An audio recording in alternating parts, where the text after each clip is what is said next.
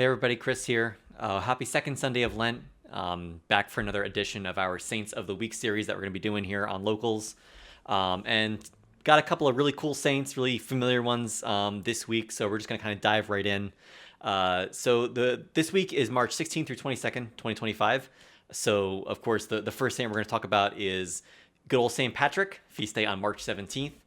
And so St. Patrick, as again, many of you probably are already aware, is known as the apostle to Ireland, apostle to the Irish, and is known for his great evangelical work, and just basically just the first guy to really bring one of the first guys to really bring Christianity to Ireland and convert the Celtic pagans to the faith.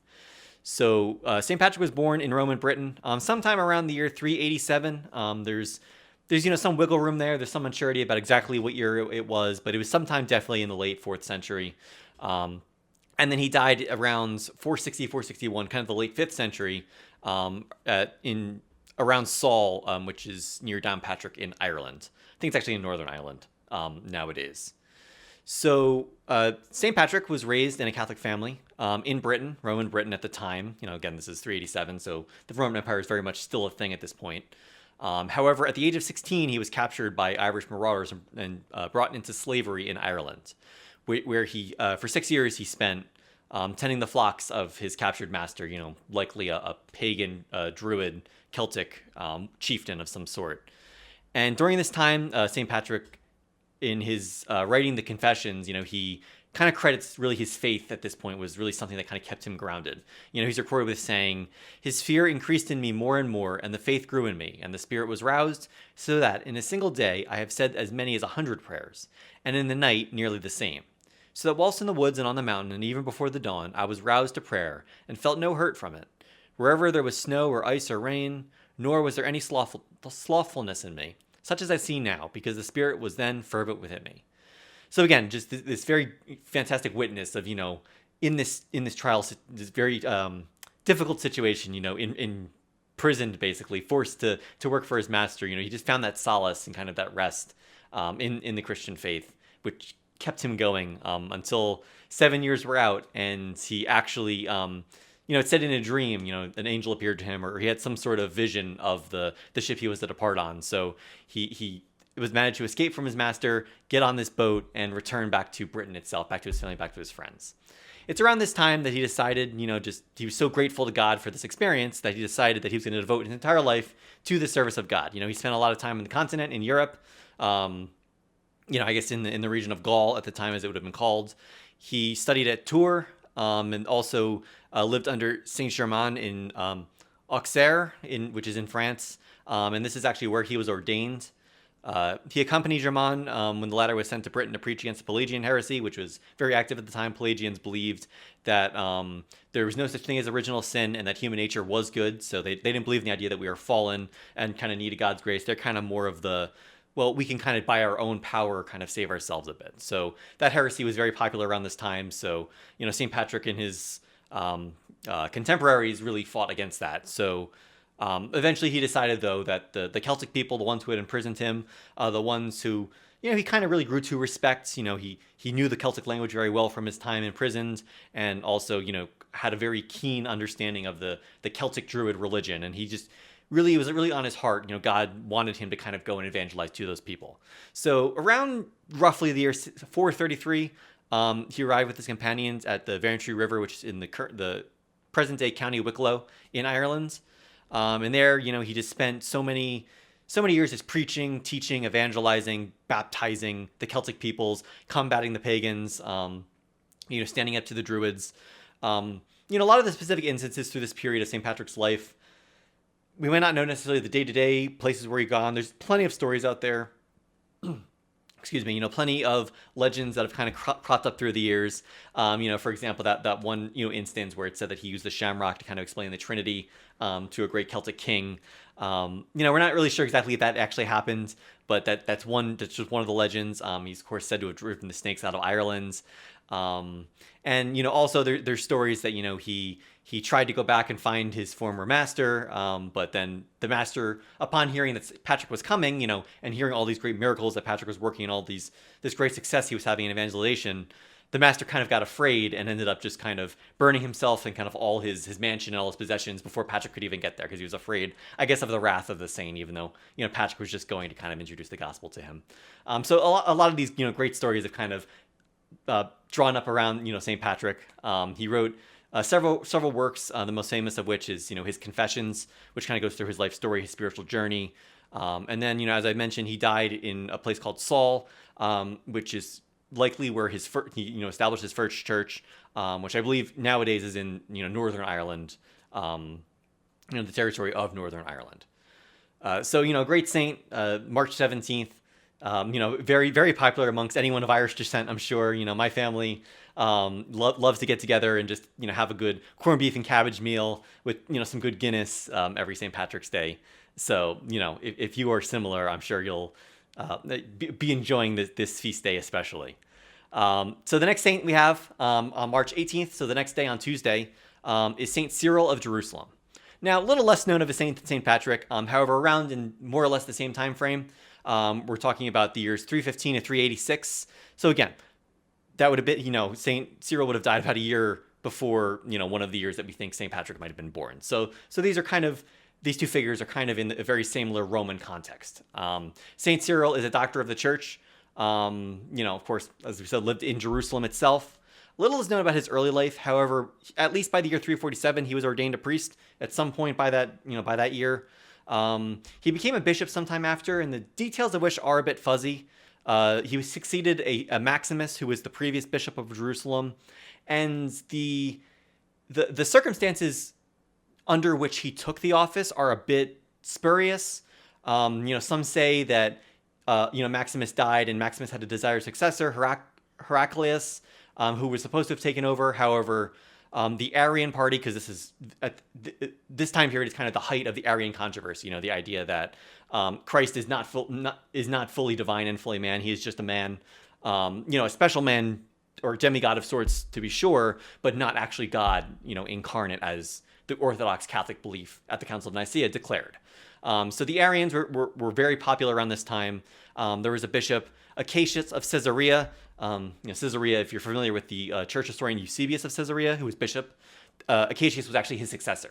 So Acacius, Caesarea was kind of like the main see of Roman Palestine at this period in time.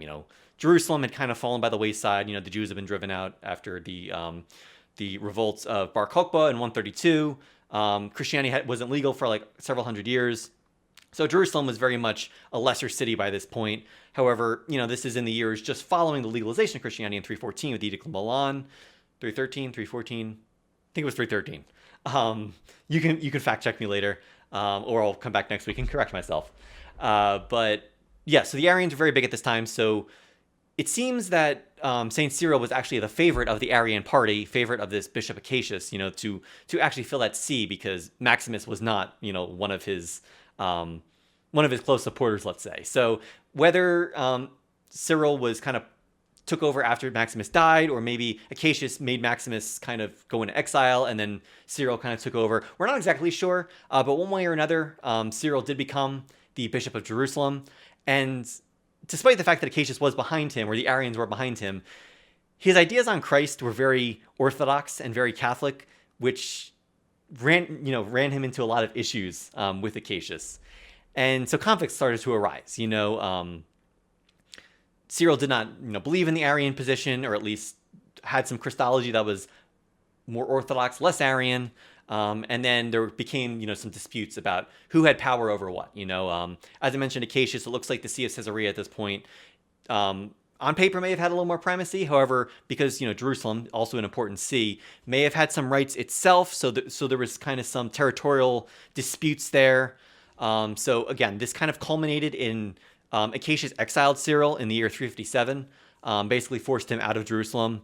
And the reason given was that Cyril sold church property during a famine, which, is kind of, seems a bit silly, that Cyril was kind of doing the very Christian thing and selling off what he had to help the poor, help the destitute, help the people who are starving in famine. But Acacius, looking for some reason to kind of go against him, didn't appreciate this. So Cyril was kicked out of Jerusalem and forced to go seek refuge with a bishop named Silvanus, a friend of his, in, I believe he's the bishop of Tarsus, which, those familiar with St. Paul was actually from the city of Tarsus. So this is in southern Turkey in a region called Cilicia. And so this is where he kind of spent that first period of exile with Silvanus.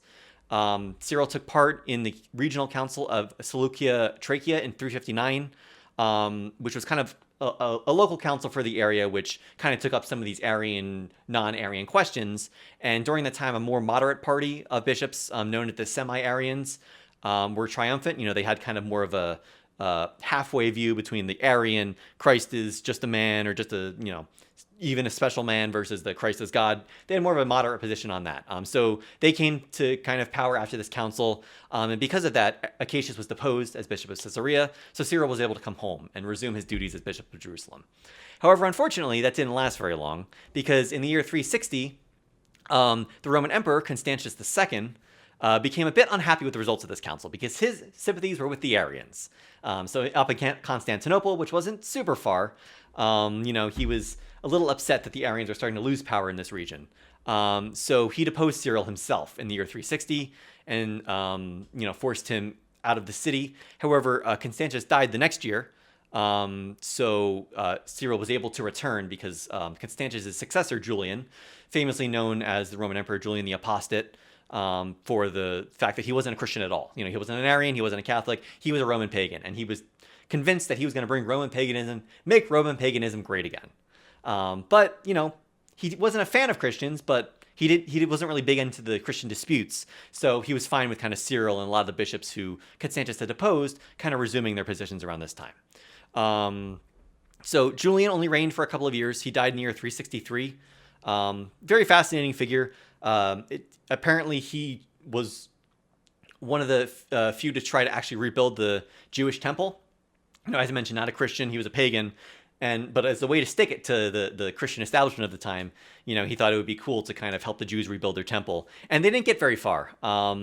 They were only maybe a couple of months into the project before Julian II died, and Julian the Apostate died. Julian I died, and the project was ended. But anyway, going back to Cyril, since that's who we're talking about here. So Cyril was able to return after when Julian was in charge. However, after Julian died, the new Roman emperor, there was a couple of Roman emperors, but eventually this guy named Valens took over. And the Emperor Valens, he wasn't really a fan. He had more of an Arian sympathies, like Constantius and some of the other emperors before him. So in the year 367, Valens was officially baptized as an Arian. And, with this kind of newfound faith of his, he went and banished all the bishops who Julian had brought back. All the non-Arians. He was like, don't want them anymore. Get out of town. So Cyril, of course, was one of these. So in the year 378, or in the year 367, he was exiled, and he actually remained exiled for a sizable bit of time in this stretch until the year 378 when Valens died. So after that, it was like, okay, finally, he can return to Jerusalem permanently. So Cyril was present at the Council of Constantinople in 381. This was the Second Ecumenical Council, which kind of settled the Arian controversy once and for all. There was some edits made to the Nicene Creed here, which is why we call it the Nicene Creed, but the actual proper name is the Nicene Constantinopolitan Creed, because between the Council of Nicaea and the Council of Constantinople in 381, that's kind of, the creed came from kind of both of those councils. So Cyril was at that council. This was the council where Emperor Theodosius officially declared that the Orthodox Nicene Catholic Christianity was the legal and only valid kind of religion allowed in the empire. Theodosius was unlike most of the emperors before him, was a very Catholic Orthodox Christian, and by all counts tried to live a very holy Catholic life as emperor. So at this point, this is when Cyril kind of formally accepted the Nicene Creed. Like I said, his origins had some maybe Arian sympathies. However, he did come into some conflicts with them because his Christology wasn't quite Arian enough for them. However, at this point, we can very confidently say that from this point forward, he was completely on board with the Orthodox Catholic faith and professed the Nicene Creed himself. Church historian Socrates, not the Greek philosopher guy, a different guy, a church historian who was kind of a devotee of Cyril, gives the years 385 through 86 for his death. There's some dispute there. It might have been a little earlier, might have been a little later than that, but sometime in the late 380s, Cyril passed on to his eternal reward. His extant writings include a sermon about the pool of Bethesda, so the story from the Gospel of John, where Jesus kind of goes to this pool of healing that was in Jerusalem at the time. So there was a sermon about that. Also a letter to the Emperor Constantius, the emperor who ended up banishing him one of the 3 times from his see. One of the things he has is a letter to him. And then also a collection of catecheses, which is about his most famous work, which just contained many instructions for new Christians, teaching on Lent, on Easter, on baptism, early attestations, some, not the earliest, but, some very early attestations of, the different parts of the Mass, and also, just very clear teaching on the real presence. Cyril says in the catecheses, since he himself has declared Since he himself has declared and said of the bread, this is my body, who shall dare doubt any more? And when he asserts and says, this is my blood, who shall ever hesitate to say it is not his blood? So again, a very clear and very definitive, early church teaching on the real presence from Saint Cyril of Jerusalem, whose feast, as I mentioned, is on March 18th. So the final saint who we're going to talk about today is about the most famous of the bunch. And I know you're thinking, oh, well, we just talked about St. Patrick. Who can be more famous than St. Patrick? Well, I don't know, maybe St. Joseph, the foster father of Jesus, the spouse of the Blessed Virgin Mary, and the patron of the Catholic Church. Good St. Joseph, his feast day is on March 19th. And now St. Joseph, there's not a whole lot about St. Joseph because he's only mentioned a couple of times in Scripture. And, there's a lot of other stuff about him. But just going off what we know about St. Joseph from Scripture, he was betrothed to Mary, and as we know from the Gospel of Matthew, when he found out Mary was pregnant, he resolved to divorce her quietly. As a righteous man, he didn't want to put her through the public shame and humiliation, so he thought he'd just do something a little quiet and just move on. However, the angel appeared to him in a dream and told him not to worry because Mary was carrying a son by the Holy Spirit, and this child would be, the Messiah. So when Jesus woke from that dream, he wasn't afraid to take Mary into his home as the angel told him to. After Jesus' birth, Joseph was the one who was also warned in a dream to flee to Egypt because Herod was looking to kill the child Jesus. So they stayed in Egypt for some time, and then Joseph led his family back to Galilee, to Nazareth. Also, Joseph was present when Jesus went missing at age 12. It mentions that Joseph was part of the company that was traveling from Jerusalem when Jesus was found to be missing, and then he was found, of course, in the temple preaching and teaching to the Pharisees and the scribes. So St. Joseph most likely died sometime after Jesus' public ministry, and we know this because in the end of the Gospel of John, Jesus gives Mary to the care of St. John. However, if St. Joseph was still alive, then there would have been no need to do that. This was very clear that A, Mary had no other children, and B, she had no spouse. So Jesus, being her only son, entrusted her to the care of his beloved disciple. And we also know he's a carpenter. It mentions... I think in either Matthew or Luke, is this not the carpenter's son? Gospel of Matthew, if I'm not mistaken. So that's how we know that St. Joseph's trade was that of a carpenter. And that's all we know in Scripture. That is all that is mentioned of St. Joseph. However, that has not stopped many Christians over the years of positing other stories about St. Joseph. There's plenty of apocryphal stories that came up in the first couple centuries of Christianity. The Gospel of James, also known as the Proto-Evangelium of James, talks about St. Joseph and Mary and kind of some of the stuff that happened before, the birth of Jesus. We have something called Pseudo-Matthew, the Gospel of the Nativity of the Virgin Mary, story of Joseph the Carpenter, and the life of the Virgin and death of Joseph. So again, all of these, the veracity of these are kind of in question because they came many centuries later, so we don't know. There might be some truths in there, there might not. We don't quite know, though. So these are just other Christian stories, likely fiction in a lot of cases, that kind of came up about Joseph because he's such a fascinating figure. He played such an important role in the life of both Jesus and Mary, and we just know so little about him. St. Joseph's feast day and the devotion to him, the first attestation we have to that is that the Copts, as early as the 4th century, kept the feast of Joseph the Carpenter. I believe that was on July 20th. However, it wasn't really until the Middle Ages, around the 9th and 10th century, so very early Middle Ages, when devotion to St. Joseph really started to become popular. The earliest church we have record of that was called the Church of St. Joseph is in Bologna in Italy, and that church dates from around 1129.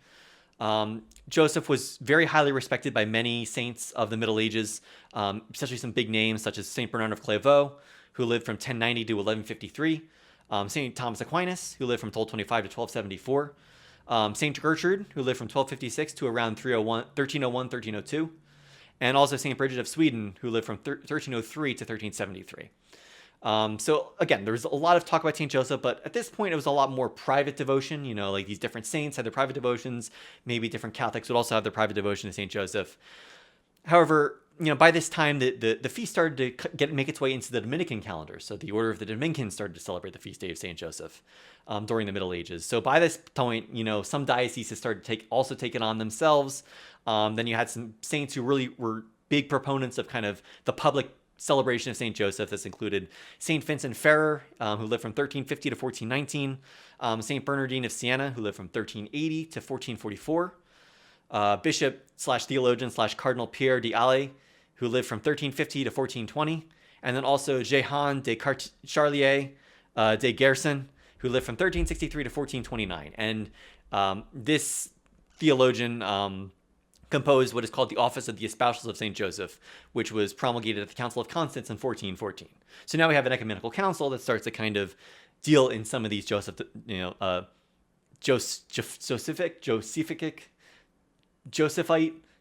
devotion. I'm not really sure what the proper terminology for that is.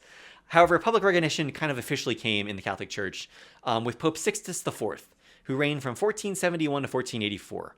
He was the first to give St. Joseph an actual feast day on the Roman calendar itself, March 19th. So the feast that we celebrate now was first instituted on the Roman calendar by Pope Sixtus IV in the 15th century. At first, it was just a festum simplex, a simple feast. However, it was elevated to double rate by Pope Innocent VIII in 1480, who reigned from 1484 to 1492. It was made a festival of obligation by Pope Gregory that is the 15th in 1621, and it was raised to the rank of double second-class feast by Pope Clement the 11th, who reigned from 1700 to 1721. So you could see as the centuries go on, kind of the Feast of St. Joseph is making its way up the ranks of importance on the Roman calendar. Then we get to 1726. We have Pope Benedict XIII inserting St. Joseph's name into the Litany of the Saints. That's that word. That's that phrase.